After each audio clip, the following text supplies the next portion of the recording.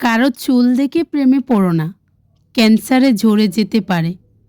কারো চোখ দেখে প্রেমে পড়ো না, অজরে সে অন্ধ হয়ে যেতে পারে। কারো গায়ের রং বা সাদা চামড়া দেখে প্রেমে পড়ো না, সামান্য দুর্ঘটনায় ঝলসে যেতে পারে। কারো কণ্ঠ শুনে প্রেমে পড়ো না, সে বোবা হয়ে গেলে তার প্রতি সেই মোহটা আর থাকবে না।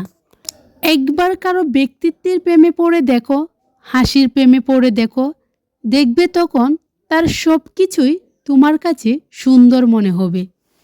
বয়সের সাথে সাথে চুল বা চামড়া হয়তো আর আগের মতো থাকবে না, কিন্তু তার যে ব্যক্তিত্ব প্রেমে তুমি পড়েছিলে, সেই ব্যক্তিত্বই তাকে তোমার চোখে চির সুন্দরী ও আকর্ষণীয় করে দেখাবে।